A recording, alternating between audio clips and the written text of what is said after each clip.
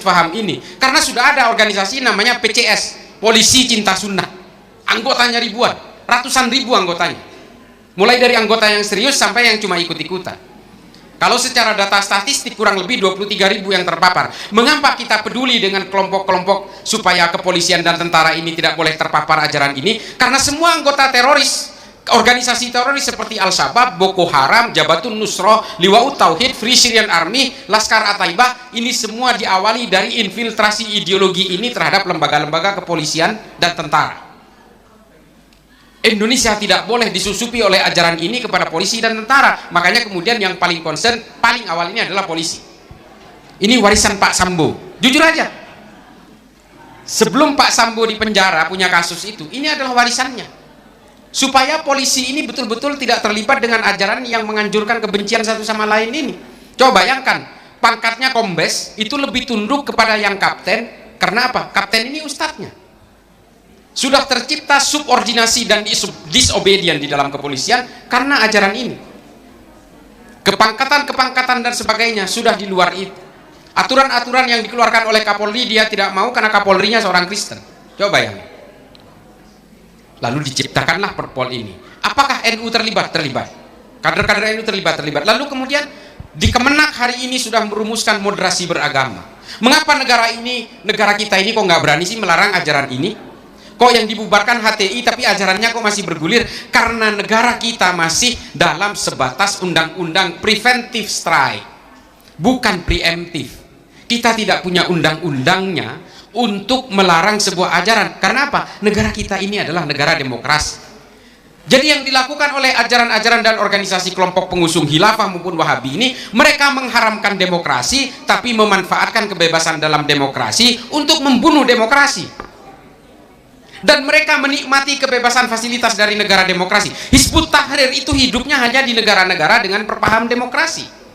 Sementara demokrasi dia haramkan. Coba, dia hidup di Libanon, dia hidup di Inggris, dia hidup di Indonesia. Mereka mengharamkan demokrasi tapi memanfaatkan kebebasan demokrasi. Ini kelompok Hizbut Tahrir ini. Mereka kan anti demokrasi sebenarnya, tapi memanfaatkan demokrasi. Dia hidup di negara-negara dengan sistem politik demokratis. Kemenak hari ini sedang membuat roadmap untuk melakukan pelarangan ini, dimulai dari lembaga-lembaga dan institusi kenegaraan. Dan semuanya gairahnya sama. Alhamdulillah saya dilibatkan di berbagai kementerian untuk merumuskan aturan-aturan internal supaya pegawai-pegawainya tidak terlibat dengan ajaran ini. Hanya dua opsinya, menganut ajaran-ajaran Ahlus Sunnah wal Jamaah yang berbasis NU atau berbasis Muhammadiyah, hanya itu. Opsinya itu. Di kepolisian, tentara juga banyak, ribuan yang terpapar ajaran ini. Jangan salah. Coba bayangkan, mereka ini menjaga pertahanan negara, polisi menjaga keamanan negara, dua-duanya bersenjata. Al-Shabaab itu adalah senjatanya dihasilkan dari penjarahan di tangsi-tangsi penjara dan kepolisian setelah polisi dan tentaranya terpapar. Dia jarah gudang-gudang senjatanya lalu membentuk organisasi yang namanya Al-Shabaab. Nah, ajaran ini memang tidak boleh dibiarkan terlalu leluasa. Makanya dari Nahdlatul Ulama, teman-teman NU, dari Kemenak, dan juga dari lembaga-lembaga yang masih punya kepedulian terhadap bangsa ini di berbagai kementerian, BUMN dan sebagainya, hari ini sudah mulai bergerak bersama, dimulai dari pembersihan masjid-masjidnya. Karena gerakan mereka ini diawali dari gerakan-gerakan DKM masjid. Masjid dikuasai dengan DKM-DKM mereka, lalu mereka menyuarakan, menentukan khotib, menentukan imam sesuai dengan keyakinan mereka. Dalam khotbahnya dia menyuarakan paham-paham itu. Dia persekusi orang Muhammadiyah secara narasi, dia persekusi orang Nahdlatul Ulama secara narasi, karena NU dan Muhammadiyah mau mengakui Pancasila, sementara mereka mengharamkan Pancasila karena dianggap buatan manusia. Nah, ini narasi ini yang digelembungkan dari kantor ke kantor, menguasai masjidnya, lalu ajaran ini menggelembung, menjalar lewat aktivitas-aktivitas masjid. Makanya dagang masjid ini, itu Omah Irama udah curhat. Masjid yang dia bina, dia bangun, akhirnya direbut oleh kelompok ini dan akhirnya dipakai sebagai alat untuk mengkafir-kafirkan orang lain.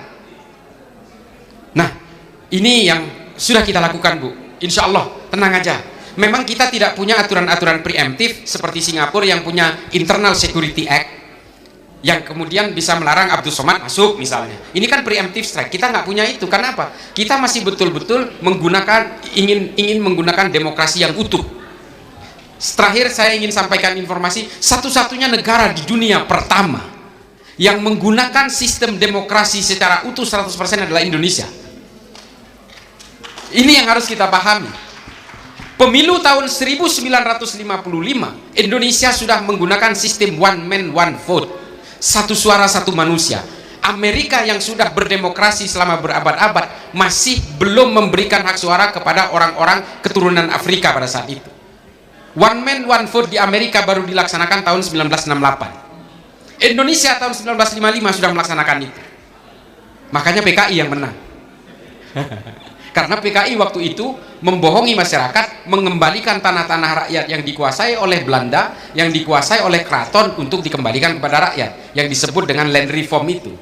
Masyarakat banyak terpengaruh lalu nyobloslah PKI. Bukan secara ideologis tapi karena pragmatis. Makanya PKI sempat menang. Nah, ini akibat apa? Kebebasan one man one vote. Maka demokrasi ini kemudian harus kita jaga dengan aturan-aturan yang spesifik. Meskipun negara tidak bisa memberikan aturan-aturan yang bersifat umum atau lex generalis, tapi setidaknya kita bisa melakukan lex spesialis di lembaga-lembaga kementerian dan negara. Itu yang kita mulai, Bu. Ada roadmapnya, kementerian ini, kementerian itu, BUMN ini, BUMN. Kita bersihkan satu persatu, sehingga akhirnya ketika semua kementerian negara dan lembaga negara ini punya aturan internal seperti itu, maka dari situlah kita mulai. Kalau secara negara, kita melawan konsep demokrasi, nggak bisa. Ini melanggar demokrasi. Kebebasan untuk punya keyakinan, kebebasan untuk punya pemikiran, ini dilarang oleh demokrasi. Maka harus kita mulai dari kementerian-kementerian, organisasi dan lembaga negara. Itu yang kami lakukan. Tenang aja, insya Allah sebelum Pak Jokowi lengser ini sudah selesai. Gitu ya. Terima kasih. Mudah-mudahan ini bisa menjadi manfaat. Wa kullu akhiran ihdinas siratal mustaqim wallahu muwaffiq ila aqwamit thoriq. Assalamualaikum warahmatullahi taala wabarakatuh.